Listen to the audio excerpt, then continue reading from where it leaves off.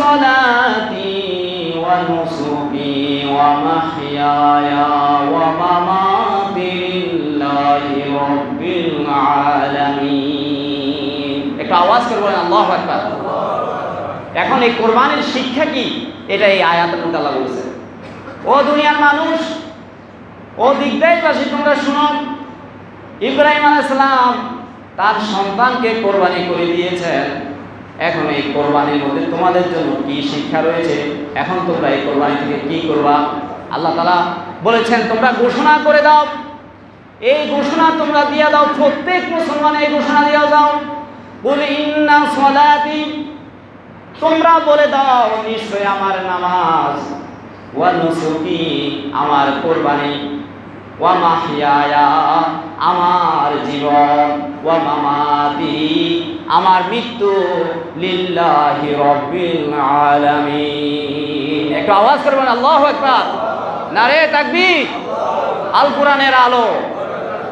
আল্লাহ তাআলা বলেছেন তোমরা এই ঘোষণা দিয়ে দাও, কোরবানির শিক্ষা হলো তোমরা ঘোষণা দিয়ে দাও আমার নামাজ, আমার কোরবানি, আমার জীবন, আমার মৃত্যু সব একমাত্র আল্লাহর জন্য।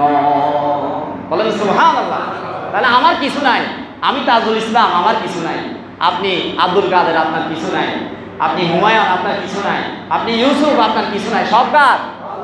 আমার সম্পদ আল্লাহর, আমার সন্তান সন্তানাদি আল্লাহর, আমার জায়গা সম্পত্তি আল্লাহর, আমার চাকরি আল্লাহর, আমি একমাত্র হলো আল্লাহর গোলাম। আমি আল্লাহর কি?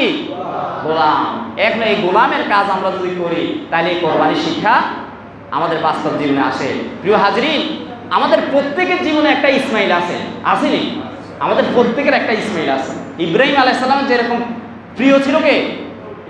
সবাই বলেন না, ইব্রাহিমের প্রিয় ছিল কে? আমাদেরও এরকম প্রিয় আছে।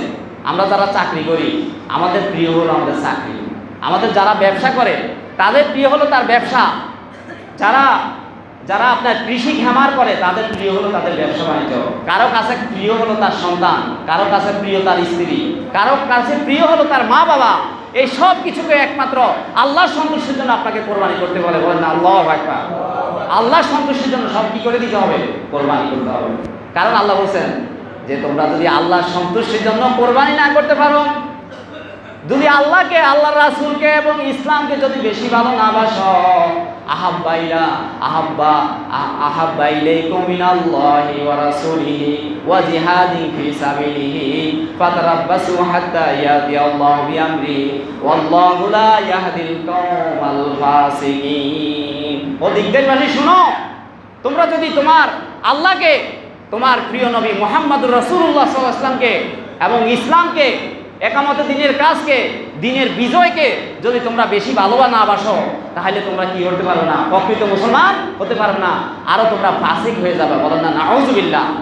এই কোরবানির মধ্যে কেউ হবে মুমিন আর কেউ হবে ফাসিক। কেউ হবে কি? ফাসিক। এখন আমরা কি মুমিন হতে চাই না ফাসিক হতে চাই? একটু সবাই বলেন, মুমিন হতে চাই না ফাসিক হতে চাই? আল্লাহ তুমি আমাদের হাতকে কবুল করেছো বলে আমিন। এখন আমরা যে